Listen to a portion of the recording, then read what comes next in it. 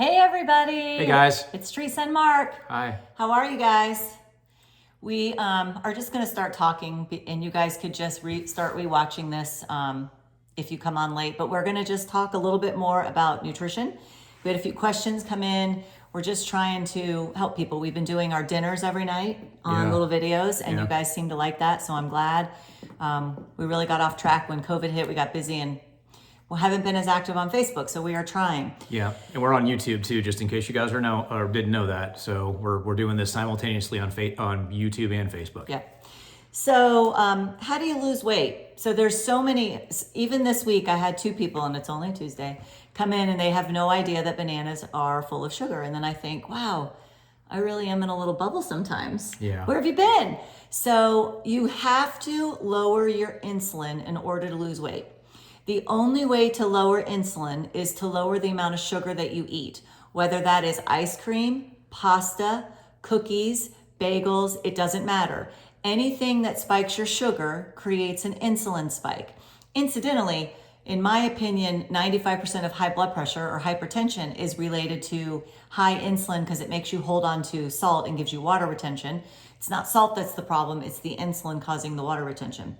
So in order to lose weight, you have to lower your insulin. So last week when we did a live, I said, insulin's like the bodyguard at the club. It doesn't matter how much you paid for your fake ID. He is not letting you in to tap into your fat stores. So that's number one. I just asked Mark to look up, because we used to eat cereal all the time. Oh my gosh, love cereal. Used to love cereal. Right. So now when people say, can I have milk? I think, well, what do you need milk for? Because it's only for cereal. So, Raisin Bran, because we have to poop. So 1 cup of Raisin Bran. Now, when I ate Raisin Bran, I always added table sugar, okay? 1 cup of Raisin Bran, 46.6 grams of carbs. Okay, that's more than we have probably in 2 weeks. Or sugar. Or 3 weeks, yeah. 46.6 grams of sugar because it's just going to turn into glucose.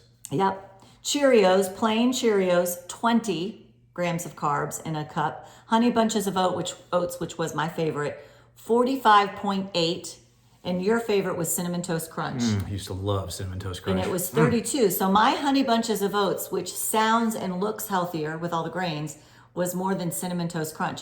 But I just got out my measuring cup so I can remind you what a cup looks like, okay? This is so little, okay? It doesn't...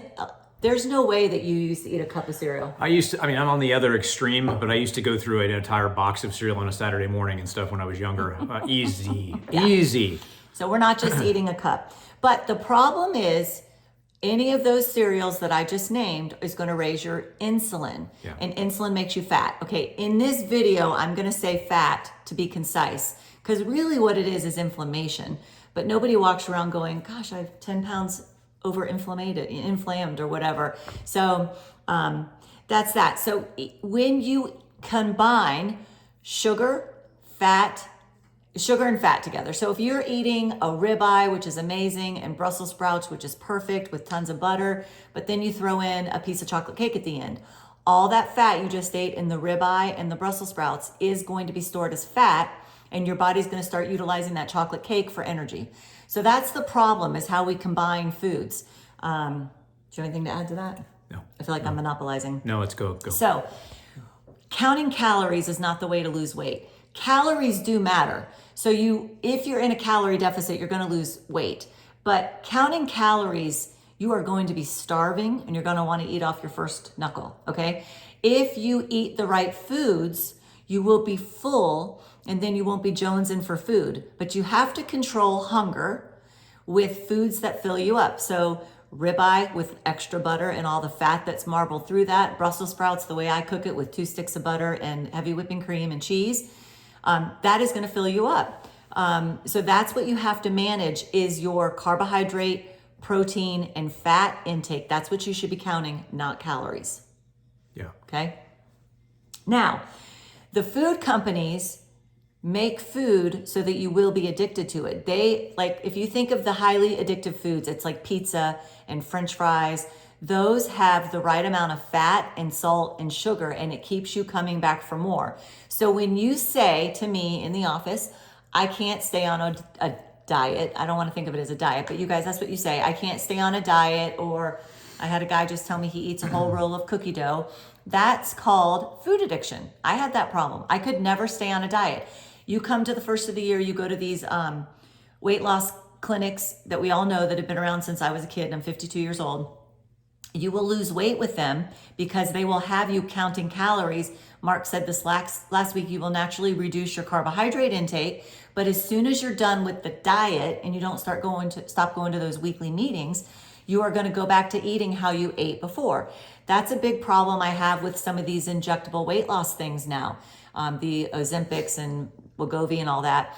You will lose weight on them. Most of the time, I just had 2 patients that haven't. They've been on them for years for diabetes, but most of the time you will lose weight. But as soon as your insurance stops paying for that injection, you're going to go back to how you were eating, unless while you're on that, you have learned how to eat with food addiction. I was a major binge food eater, and I could never stay on a diet because I was always hungry. So today I had a male patient say, so we shouldn't eat, and he's like 4 years older than me, we shouldn't eat 5 meals a day or every 2 to 3 hours.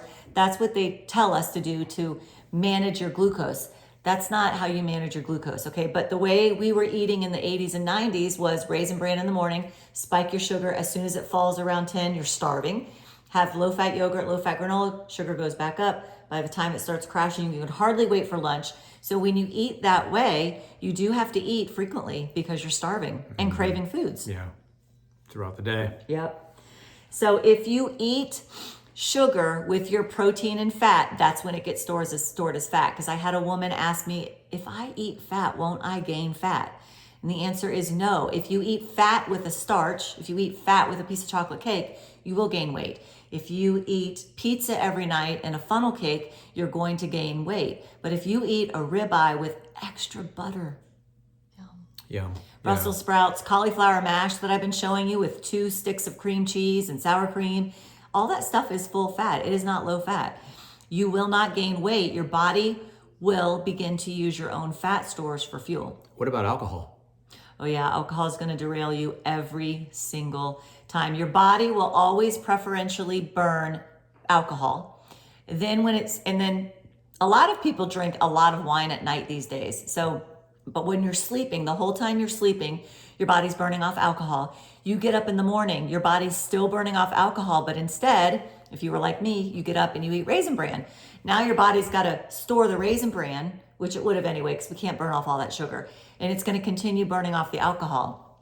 Alcohol is so destructive, but like I said in my post recently, I said it to my secret group, never mind, but society has normalized drinking and eating food-like substances. Is not really food. Yeah, your body has to preferentially, metabolize alcohol before anything else, because it really recognizes alcohol as a poison in your body, and it needs to get rid of that. So your body focuses on the alcohol to try and get rid of that first, and then it can't tap any of the other macronutrients until that alcohol has been metabolized.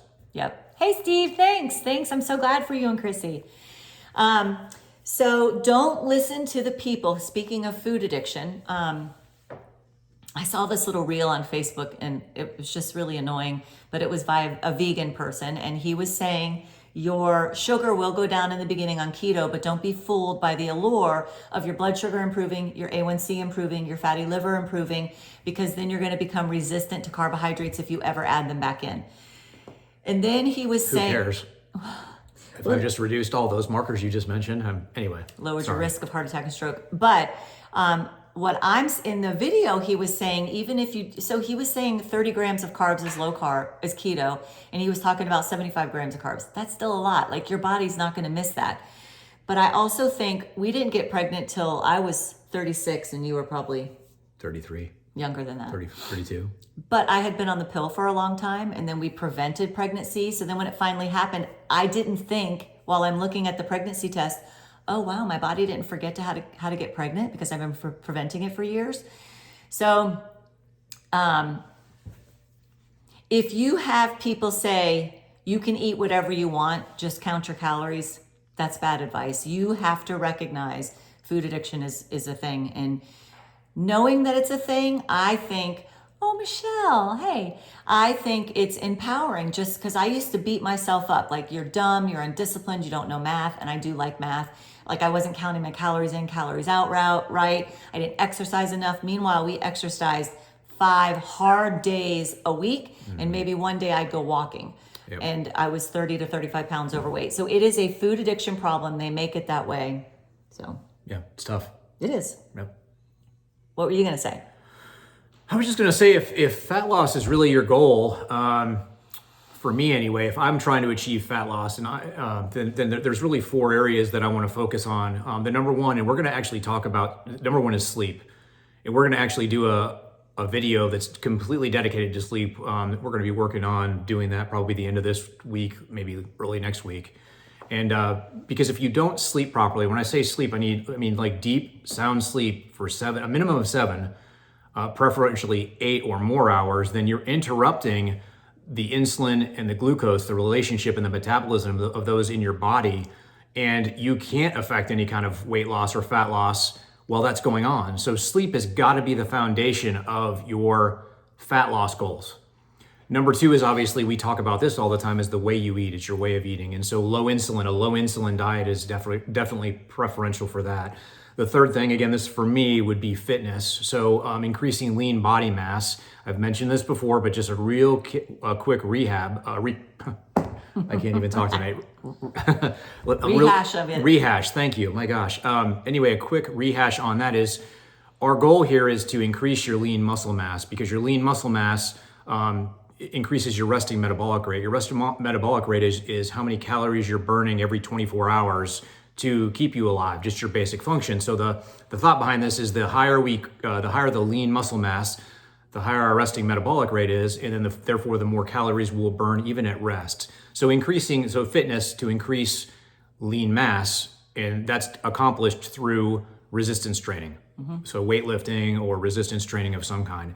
And then last but not least, if you're able to, is also fasting. And so fasting is, again, it's a whole different, we could talk about this for a very long time. Yeah. But fasting is the last part. So those four areas are really the big key ones you could focus in on if you really want to achieve fat loss. Yeah, we should do a fasting video too. It's excellent for autophagy, clearing out bad cells, cancer cells, all that stuff. For sure. So sleep. Talk about postmenopausal women who are actually going crazy in their brain. They're not sleeping. Your hormones are off balance. It is going to be impossible to lose weight.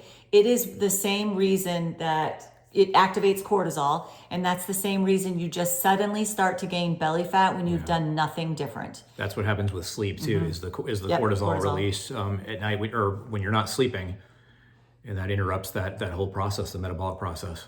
How come you don't talk as fast as me? Why do I talk so fast? Do I not? I didn't notice if I was talking I feel like faster. people would have to lower my speed on me and speed you up. Maybe we can slow the video down. Is there an adjustment? We can do like 0.5? All right. Well, leave us any questions. We are trying just to make this short and sweet so you guys can take the info. Because honestly, once you, and once you, get to a certain point, you kind of stop listening. But the key is insulin, and no one wants to talk about that. People want your money, and they want to tell you, of course you can have cheesecake. Teresa Mealy's a quack. Of course you can have bananas. Of course you can have Cheerios. But I'm just saying. Or moderation. Because we're also good at moderating all the foods we're addicted to. Like crack addicts. I mean, they can moderate the crack. Right. I'd like to know how many drinks is a moderation for an alcoholic who just left rehab. And some of the circles that we're in, people have said, so you don't go to your friend when they quit smoking and say, when are you going to have a cheat day? And they would be like, what do you mean? Like a cheat day, we're going to have a cigarette. Well, I quit smoking. Yeah. But aren't you going to cheat just a little? No. Now, some people can moderate fine. Some people can cheat and be fine. We kind of started cheating over the last year and did not work out well. No, it was tough, especially the holidays, guys. The holidays are tough. Social, gosh, there's so many excuses you can come up with on why to cheat, so it really takes a lot of discipline. We're not saying this is easy, but it doesn't have to be expensive, and the information is out here. It's out there on the internet. It's for free. You don't have to go give somebody a bunch of money or go on a drug of some sort to lose fat. No, and we run a hormone clinic, not a metabolic clinic, but we talk about metabolic issues more than hormones because this is free, actionable advice that you can take. The internet is littered with people. Ken Berry, Tro Kalasian, Rob Seifus, Eric Westman, Ben Bickman. They are just everywhere. That's why when sometimes people come in like, oh, bananas, sugar, I'm just like, oh, have you not heard of these people? Yeah. Yeah. Yeah. But curbing hunger is the key. If you were to eat a banana and try and fast for 16 hours, it's not going to work. But if you had a nice ribeye and Brussels sprouts and something like that, it is going to carry you much farther. So we're trying just to keep it short and sweet, but insulin is the key. Oh, that's what I was going to say. These other people want your money. They want you to buy into food plans. You know, like, I don't know how many times people say, can you just give me a food plan in the office? And I say, just eat meat and veg. Well, what does that mean? And it's just meat and Not low hard. carb veg. Like any meat you can think of, you're not going to go wrong. There's no calculus problems. There's no really calculating anything, just eat nutrient dense whole foods and make the majority of that fat and protein, animal-based fat and protein. That's the way to do it. Oh, okay. So Manisa's asking, when you first changed your diet, how long before you were able to quiet the chatter and get good deep sleep? The chatter for me was food rumination because I was such a bad food addict. Do you also mean sometimes when you change your diet, you get more energy and sometimes it is hard to rest. So sometimes you get a little insomnia from that. So just clarify, Manisa, and I will go back and look at that. But yeah. And if we don't catch you, we can always just put it in the comment section. So you can do the same if you feel like it. But yeah, definitely. For me, it was, I don't know. I think it was more I think it's all psychological from that standpoint. But, I grew up, I was the fat kid in school. That's just the way it was, always the last to get picked in gym class. I got picked on all the time and I was always overweight. And I still carry that to this day. I could have carry a 9% body fat right now. And I'm still pinching my sides like, okay, where's the fat rolls at? It's bad. It's the way I am now. It's been etched into my existence. Yeah. So we know what your guys are feeling. It's not easy. No, but it's super easy not super easy. It's easier if you have a spouse that is with you, because I have patients who try to cook them a meal and then their family a meal. That is, when you're an addict, that is, I don't want to put obstacles out there, but it's close to impossible. It's a lot of temptation. It's very hard. Yeah. If you have stuff in the pantry, it is going to be very difficult in the beginning. Last week we went to dinner with friends and they had Texas Roadhouse rolls and the cinnamon butter. If you're new to this, it is going to be very difficult to not eat that. That yeast smell from the rolls was so different. It really had my mouth watering, but from energy. Yeah. So in the beginning when you're fasting, so when I do a 3-day fast, which I had to do lots of this year for about a prayer I needed answered, the first night, so I would last eat on Sunday. So Monday night when I would try to go to sleep, first of all, I'd be freezing. And I always did it in the winter. That was dumb. Yeah. I would be freezing extra and I could not sleep. I would be up and I'd have to go into my prayer closet and I would just be praying in the closet. So it is definitely can be a cortisol release, or it could just be extra energy. And remember, even though you're fasting, your body's releasing fat and triglycerides into your system. So it should settle down. How long? I think it would be different for everyone, but there's a transition period for all of us for sure. And I'm the same way. I'm super sensitive to my body releases cortisol. It doesn't take much. So women tend to do better, believe it or not. I don't know, some of you may believe it, some don't, but women tend to do better with extended fasting, so longer term fasting. So Teresa definitely does better on the longer term than I do. I can do one meal a day every day for a very long time before I have to have a second meal one day. But for the extended fasting, for going 3 or 4 days, I don't do so well, especially that first 24 hours. And then I get these massive cortisol spikes in the middle of the night. And you get cranky. And I get cranky. It's very tough for me to do extended fasting. Yeah. By hour 48, like the second day in, you can he's on edge and he's like irritable. That's cortisol. It's all cortisol. It's got me fired up. It's like the same thing as fight or flight. Mm-hmm. You're ready to fight. Yep. So Steve is asking, any thoughts on saturated fat versus others, specifically related to high cholesterol? So especially you and Chrissy just started, and so your body's going to be mobilizing triglycerides in your fat stream. When you eat more fat, you naturally increase LDL production. There's never been a study yet showing LDL is bad, but the pharmaceutical companies like Pfizer says it's bad because they sell Lipitor, which lowers cholesterol.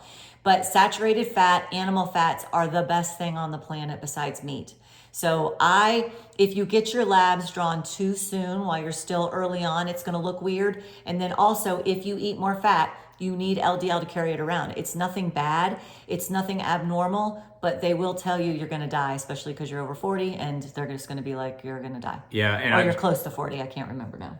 And my total cholesterol is in the 300s. Right. So mine is absolutely skyrocketing high with just all the time. And every time I go see a provider who doesn't understand this, they are like, oh my gosh, your cholesterol is ridiculously high. You're going to need to go on a statin. And I'm like, well, no, because we have But data. what is your CAC score? So my CAC score was essentially a 0. It was 9 or 11. Yeah, out of 100. Mine was 99. So extremely low. And then I also had another issue that put me in the hospital a couple of years back. And I actually had an angiogram done, and they actually scoped me. They went inside and they looked at my veins, and they were completely clear. And that was something completely different. But I know I'm fine, and I have a ridiculously high cholesterol. Yep. Because cholesterol does not equate to plaque. Sugar is what causes nicks in the arteries, whether it's carotid arteries, your heart arteries, your leg veins and arteries. Sugar nicks them.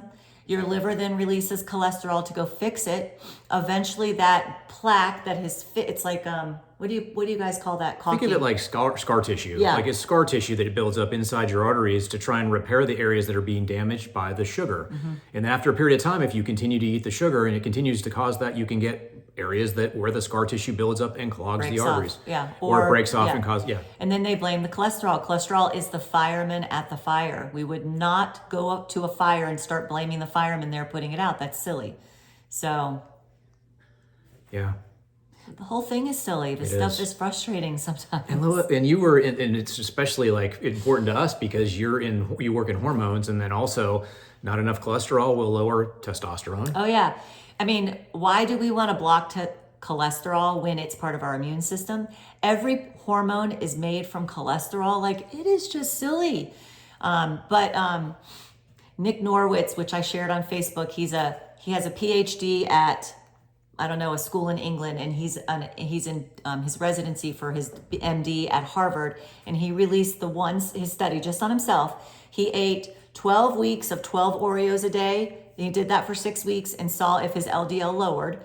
And then he waited 3 months, and then he went on a low dose statin. I think it was 20 milligram Crestor for 12 weeks, and the Oreos lowered his LDL more.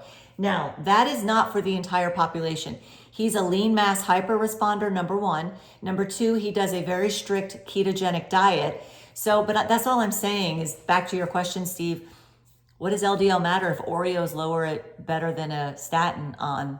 It's an N1, of course, but still, what does that tell us? Yeah. It tells us that this model that corporate medicine is using is it's not right. Yeah.